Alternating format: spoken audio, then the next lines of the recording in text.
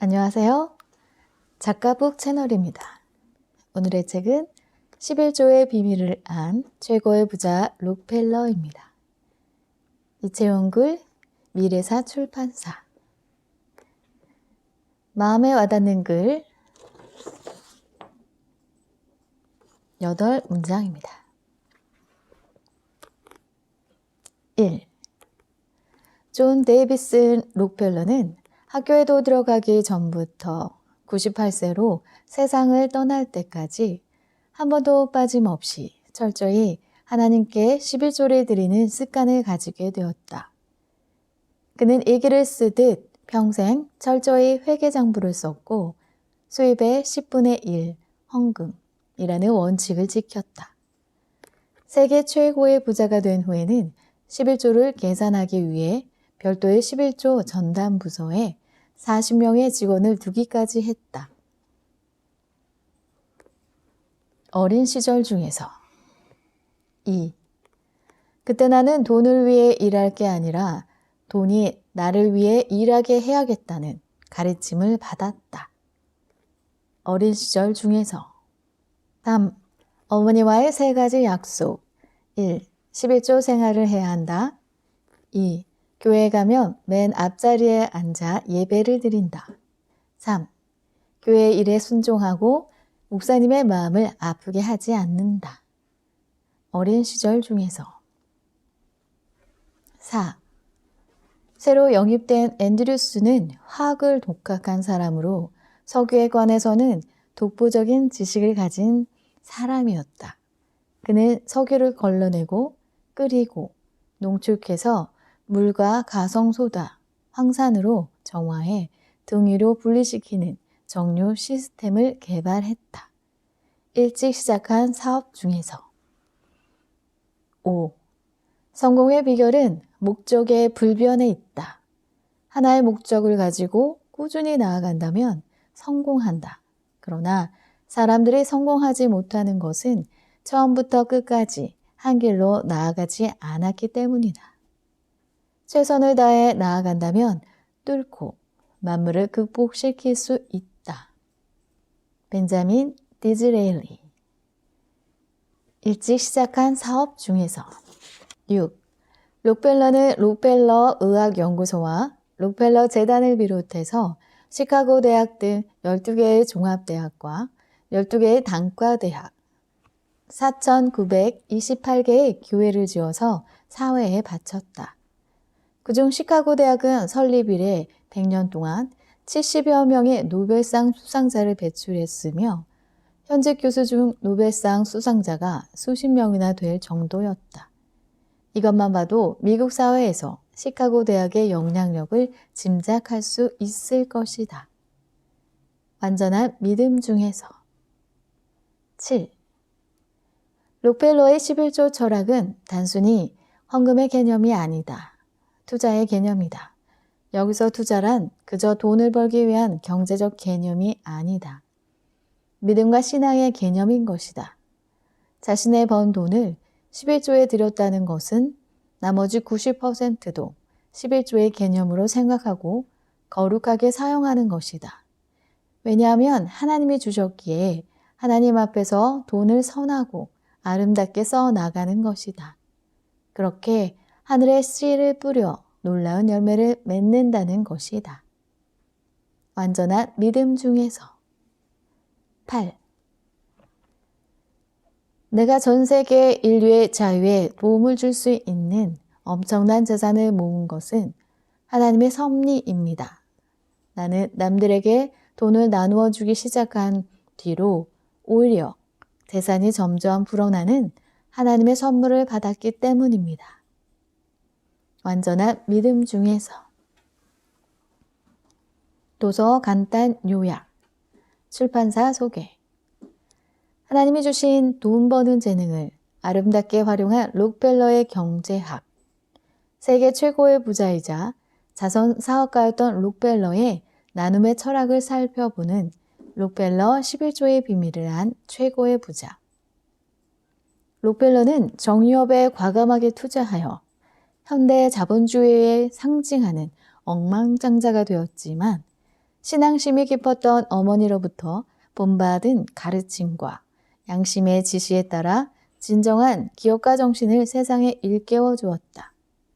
일체금 청교도 신앙을 가졌던 어머니로부터 11조의 가치를 배웠던 그의 어린 시절에 대한 이야기부터 일생을 바쳤던 석유 사업, 자녀들에게 되물려준 근검의 미덕, 하나님을 위하는 신앙생활을 결심하게 된 계기, 록펠러 재단의 설립, 죽음 이후에도 계속되어 온 나눔 등 하나님의 계획을 몸소 실천해 온 여정을 구체적으로 보여주고 있다. 이를 통해 록펠러가 평생에 걸쳐 실천한 11조는 믿음과 사랑이라는 씨앗의 열매임을 확인할 수 있다. 감상 및 서평. 정기문이 가지는 특징이 있다. 우선 평전이라기보다는 한 인생의 긍정적인 부분을 열거하고 예찬하고 있음을 알 수 있다. 그리고 그 장점은 정말 배워야 하고 인정해야 한다. 그럼에도 불구하고 균형감을 가지기 위해서는 록펠러, 원래 발음은 락펠러가라고 한다. 록펠러는 일본어식 영어 표현이다. 록펠러에 대한 공과도 겸하여 봐야 할 듯하다. 지금으로 보면 독점적 기업, 제왕적 기업의 트러스트 구조를 처음 고안해낸 사람이 록펠러라고 한다. 당시 120년 전에는 그렇지 않았을지라도 하나님의 사람이라면 좀 더 세심하게 살펴야 민중과 함께 먹고 살아야 할 상생의 가치를 찾아볼 수가 없다. 그리고 그렇게 벌어 세계 제일의 부자가 되고 또한 세계 제일의 기부왕이 되는, 즉 제일이라는 왕관을 꼭 써야 하는지도 의문이었다. 물론 훗날 그가 이 부분에 대해 스스로 겸손하게 자신을 낮춘 것은 감사한 일이다. 그래도 긍정적인 부분은 이 책을 읽으면서 록펠러의 이입이 되어 독서가도 세계 제일의 부자가 된 느낌이 되어 좋은 경험이었다. 사업하는 사람들이 한번 읽어보면 좋겠다. 이 책을 인용하여 11조를 강요할 생각은 전혀 없지만 여기에 거룩한 경제 원리의 비밀이 있는 것은 분명하다. 마음에 와닿는 글 8문장입니다. 1. 존 데이비슨 록펠러는 학교에도 들어가기 전부터 98세로 세상을 떠날 때까지 한 번도 빠짐없이 철저히 하나님께 11조를 드리는 습관을 가지게 되었다. 그는 일기를 쓰듯 평생 철저히 회계장부를 썼고 수입의 10분의 1 헌금이라는 원칙을 지켰다.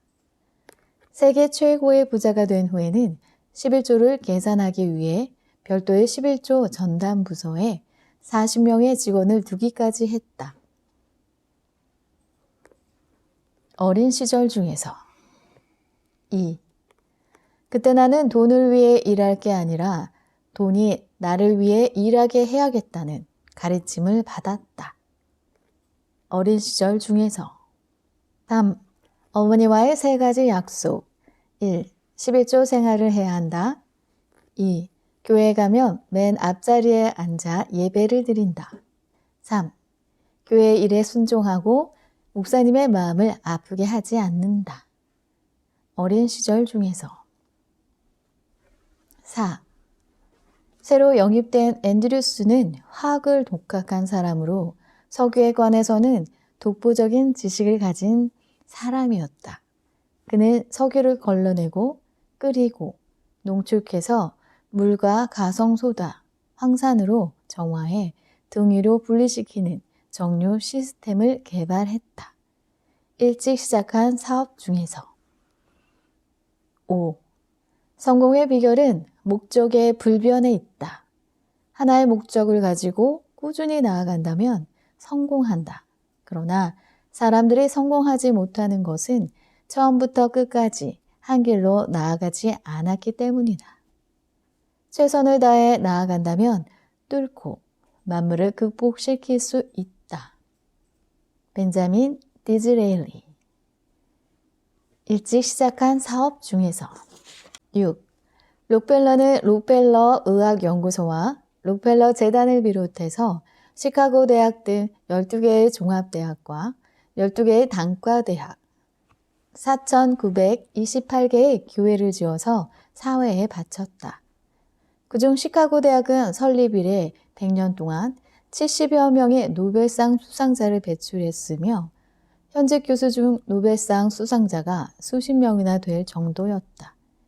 이것만 봐도 미국 사회에서 시카고 대학의 영향력을 짐작할 수 있을 것이다. 완전한 믿음 중에서. 7. 록펠러의 11조 철학은 단순히 헌금의 개념이 아니다. 투자의 개념이다. 여기서 투자란 그저 돈을 벌기 위한 경제적 개념이 아니다. 믿음과 신앙의 개념인 것이다. 자신의 번 돈을 11조에 들였다는 것은 나머지 90%도 11조의 개념으로 생각하고 거룩하게 사용하는 것이다. 왜냐하면 하나님이 주셨기에 하나님 앞에서 돈을 선하고 아름답게 써나가는 것이다. 그렇게 하늘에 씨를 뿌려 놀라운 열매를 맺는다는 것이다. 완전한 믿음 중에서. 8.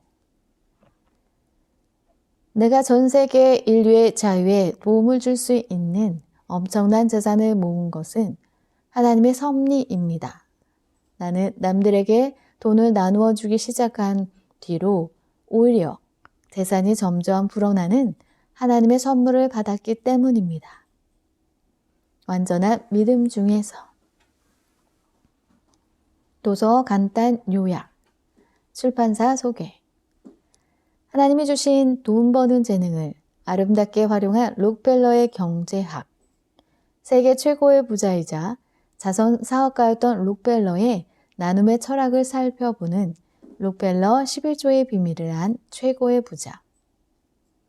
록펠러는 정유업에 과감하게 투자하여 현대 자본주의에 상징하는 억만장자가 되었지만 신앙심이 깊었던 어머니로부터 본받은 가르침과 양심의 지시에 따라 진정한 기업가 정신을 세상에 일깨워 주었다.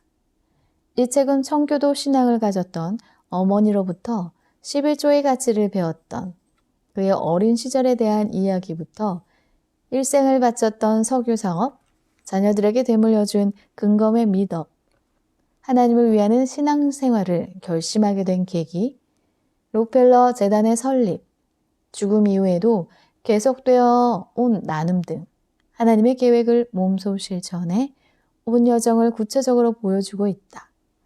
이를 통해 록펠러가 평생에 걸쳐 실천한 11조는 믿음과 사랑이라는 씨앗의 열매임을 확인할 수 있다. 감상 및 서평. 정기문이 가지는 특징이 있다. 우선 평전이라기보다는 한 인생의 긍정적인 부분을 열거하고 예찬하고 있음을 알 수 있다. 그리고 그 장점은 정말 배워야 하고 인정해야 한다. 그럼에도 불구하고 균형감을 가지기 위해서는 록펠러, 원래 발음은 락펠러가라고 한다. 록펠러는 일본어식 영어 표현이다. 록펠러에 대한 공과도 겸하여 봐야 할 듯하다. 지금으로 보면 독점적 기업, 제왕적 기업의 트러스트 구조를 처음 고안해낸 사람이 록펠러라고 한다. 당시 120년 전에는 그렇지 않았을지라도 하나님의 사람이라면 좀 더 세심하게 살펴야 민중과 함께 먹고 살아야 할 상생의 가치를 찾아볼 수가 없다. 그리고 그렇게 벌어 세계 제일의 부자가 되고 또한 세계 제일의 기부왕이 되는, 즉 제일이라는 왕관을 꼭 써야 하는지도 의문이었다. 물론 훗날 그가 이 부분에 대해 스스로 겸손하게 자신을 낮춘 것은 감사한 일이다. 그래도 긍정적인 부분은 이 책을 읽으면서 록펠러의 이입이 되어 독서가도 세계 제일의 부자가 된 느낌이 되어 좋은 경험이었다. 사업하는 사람들이 한번 읽어보면 좋겠다. 이 책을 인용하여 11조를 강요할 생각은 전혀 없지만 여기에 거룩한 경제 원리의 비밀이 있는 것은 분명하다. 하다. 마음에 와닿는 글 8문장입니다. 1. 존 데이비슨 록펠러는 학교에도 들어가기 전부터 98세로 세상을 떠날 때까지 한 번도 빠짐없이 철저히 하나님께 11조를 드리는 습관을 가지게 되었다. 그는 일기를 쓰듯 평생 철저히 회계장부를 썼고 수입의 10분의 1 헌금이라는 원칙을 지켰다. 세계 최고의 부자가 된 후에는 11조를 계산하기 위해 별도의 11조 전담 부서에 40명의 직원을 두기까지 했다. 어린 시절 중에서 2. 그때 나는 돈을 위해 일할 게 아니라 돈이 나를 위해 일하게 해야겠다는 가르침을 받았다. 어린 시절 중에서 3. 어머니와의 3가지 약속 1. 11조 생활을 해야 한다. 2. 교회에 가면 맨 앞자리에 앉아 예배를 드린다. 3. 교회 일에 순종하고 목사님의 마음을 아프게 하지 않는다. 어린 시절 중에서 4. 새로 영입된 앤드류스는 화학을 독학한 사람으로 석유에 관해서는 독보적인 지식을 가진 사람이었다. 그는 석유를 걸러내고 끓이고 농축해서 물과 가성소다, 황산으로 정화해 등유로 분리시키는 정류 시스템을 개발했다. 일찍 시작한 사업 중에서 5. 성공의 비결은 목적의 불변에 있다. 하나의 목적을 가지고 꾸준히 나아간다면 성공한다. 그러나 사람들이 성공하지 못하는 것은 처음부터 끝까지 한 길로 나아가지 않았기 때문이다. 최선을 다해 나아간다면 뚫고 만물을 극복시킬 수 있다. 벤자민 디즈레일리. 일찍 시작한 사업 중에서 6. 록펠러는 록펠러 의학연구소와 록펠러 재단을 비롯해서 시카고 대학 등 12개의 종합대학과 12개의 단과대학, 4,928개의 교회를 지어서 사회에 바쳤다. 그중 시카고 대학은 설립 이래 100년 동안 70여 명의 노벨상 수상자를 배출했으며 현직 교수 중 노벨상 수상자가 수십 명이나 될 정도였다. 이것만 봐도 미국 사회에서 시카고 대학의 영향력을 짐작할 수 있을 것이다. 완전한 믿음 중에서 7. 록펠러의 11조 철학은 단순히 헌금의 개념이 아니다. 투자의 개념이다. 여기서 투자란 그저 돈을 벌기 위한 경제적 개념이 아니다. 믿음과 신앙의 개념인 것이다. 자신의 번 돈을 11조에 들였다는 것은 나머지 90%도 11조의 개념으로 생각하고 거룩하게 사용하는 것이다. 왜냐하면 하나님이 주셨기에 하나님 앞에서 돈을 선하고 아름답게 써 나가는 것이다. 그렇게 하늘에 씨를 뿌려 놀라운 열매를 맺는다는 것이다. 완전한 믿음 중에서 8. 내가 전 세계 인류의 자유에 도움을 줄 수 있는 엄청난 재산을 모은 것은 하나님의 섭리입니다. 나는 남들에게 돈을 나누어 주기 시작한 뒤로 오히려 재산이 점점 불어나는 하나님의 선물을 받았기 때문입니다. 완전한 믿음 중에서 도서 간단 요약, 출판사 소개. 하나님이 주신 돈 버는 재능을 아름답게 활용한 록펠러의 경제학, 세계 최고의 부자이자 자선 사업가였던 록펠러의 나눔의 철학을 살펴보는 록펠러 11조의 비밀을 안 최고의 부자. 록펠러는 정유업에 과감하게 투자하여 현대 자본주의에 상징하는 억만장자가 되었지만 신앙심이 깊었던 어머니로부터 본받은 가르침과 양심의 지시에 따라 진정한 기업가 정신을 세상에 일깨워 주었다.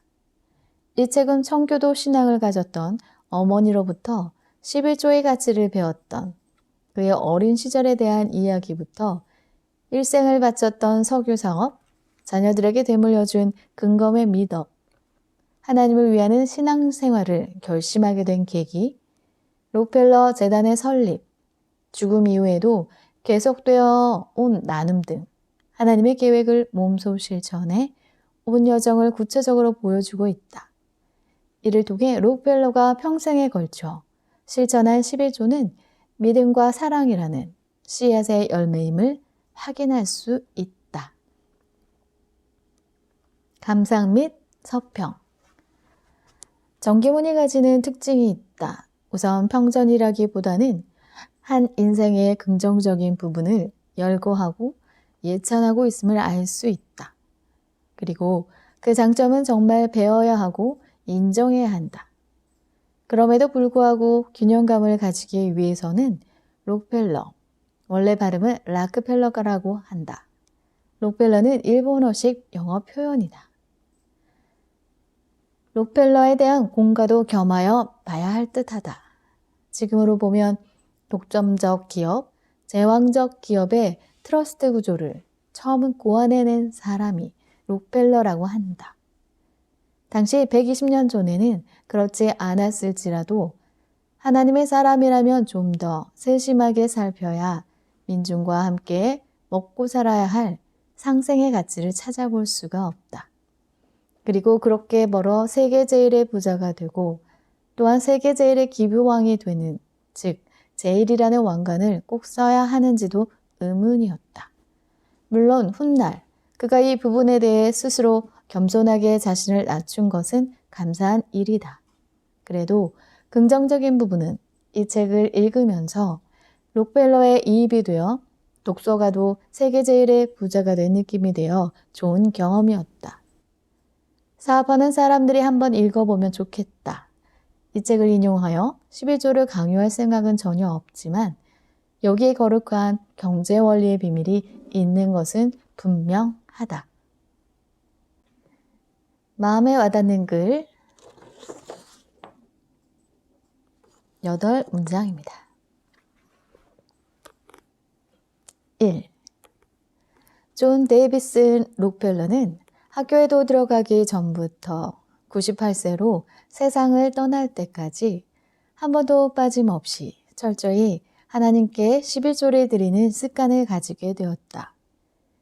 그는 일기를 쓰듯 평생 철저히 회계장부를 썼고 수입의 10분의 1 헌금이라는 원칙을 지켰다. 세계 최고의 부자가 된 후에는 11조를 계산하기 위해 별도의 11조 전담 부서에 40명의 직원을 두기까지 했다. 어린 시절 중에서 2. 그때 나는 돈을 위해 일할 게 아니라 돈이 나를 위해 일하게 해야겠다는 가르침을 받았다. 어린 시절 중에서 3. 어머니와의 3가지 약속. 1. 11조 생활을 해야 한다. 2. 교회에 가면 맨 앞자리에 앉아 예배를 드린다. 3. 교회 일에 순종하고 목사님의 마음을 아프게 하지 않는다. 어린 시절 중에서 4. 새로 영입된 앤드류스는 화학을 독학한 사람으로 석유에 관해서는 독보적인 지식을 가진 사람이었다. 그는 석유를 걸러내고 끓이고 농축해서 물과 가성소다, 황산으로 정화해 등 위로 분리시키는 정류 시스템을 개발했다. 일찍 시작한 사업 중에서 5. 성공의 비결은 목적의 불변에 있다. 하나의 목적을 가지고 꾸준히 나아간다면 성공한다. 그러나 사람들이 성공하지 못하는 것은 처음부터 끝까지 한 길로 나아가지 않았기 때문이다. 최선을 다해 나아간다면 뚫고 만물을 극복시킬 수 있다. 벤자민 디즈레일리. 일찍 시작한 사업 중에서 6. 록펠러는 록펠러 의학연구소와 록펠러 재단을 비롯해서 시카고 대학 등 12개의 종합대학과 12개의 단과대학, 4,928개의 교회를 지어서 사회에 바쳤다. 그중 시카고 대학은 설립 이래 100년 동안 70여 명의 노벨상 수상자를 배출했으며 현직 교수 중 노벨상 수상자가 수십 명이나 될 정도였다. 이것만 봐도 미국 사회에서 시카고 대학의 영향력을 짐작할 수 있을 것이다. 완전한 믿음 중에서 7. 록펠러의 11조 철학은 단순히 헌금의 개념이 아니다. 투자의 개념이다. 여기서 투자란 그저 돈을 벌기 위한 경제적 개념이 아니다. 믿음과 신앙의 개념인 것이다. 자신의 번 돈을 11조에 들였다는 것은 나머지 90%도 11조의 개념으로 생각하고 거룩하게 사용하는 것이다. 왜냐하면 하나님이 주셨기에 하나님 앞에서 돈을 선하고 아름답게 써 나가는 것이다. 그렇게 하늘에 씨를 뿌려 놀라운 열매를 맺는다는 것이다. 완전한 믿음 중에서 8. 내가 전 세계 인류의 자유에 도움을 줄 수 있는 엄청난 재산을 모은 것은 하나님의 섭리입니다. 나는 남들에게 돈을 나누어 주기 시작한 뒤로 오히려 재산이 점점 불어나는 하나님의 선물을 받았기 때문입니다. 완전한 믿음 중에서 도서 간단 요약, 출판사 소개. 하나님이 주신 돈 버는 재능을 아름답게 활용한 록펠러의 경제학, 세계 최고의 부자이자 자선 사업가였던 록펠러의 나눔의 철학을 살펴보는 록펠러 11조의 비밀을 한 최고의 부자. 록펠러는 정유업에 과감하게 투자하여 현대 자본주의에 상징하는 억만장자가 되었지만 신앙심이 깊었던 어머니로부터 본받은 가르침과 양심의 지시에 따라 진정한 기업가 정신을 세상에 일깨워 주었다. 이 책은 청교도 신앙을 가졌던 어머니로부터 11조의 가치를 배웠던 그의 어린 시절에 대한 이야기부터 일생을 바쳤던 석유사업, 자녀들에게 되물려준 근검의 미덕, 하나님을 위하는 신앙생활을 결심하게 된 계기, 록펠러 재단의 설립, 죽음 이후에도 계속되어 온 나눔 등 하나님의 계획을 몸소 실천해 온 여정을 구체적으로 보여주고 있다. 이를 통해 록펠러가 평생에 걸쳐 실천한 11조는 믿음과 사랑이라는 씨앗의 열매임을 확인할 수 있다. 감상 및 서평. 정기문이 가지는 특징이 있다. 우선 평전이라기보다는 한 인생의 긍정적인 부분을 열거하고 예찬하고 있음을 알 수 있다.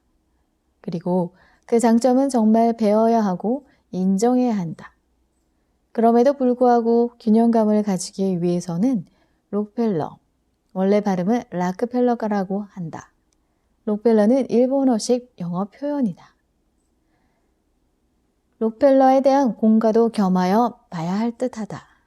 지금으로 보면 독점적 기업, 제왕적 기업의 트러스트 구조를 처음 고안해낸 사람이 록펠러라고 한다.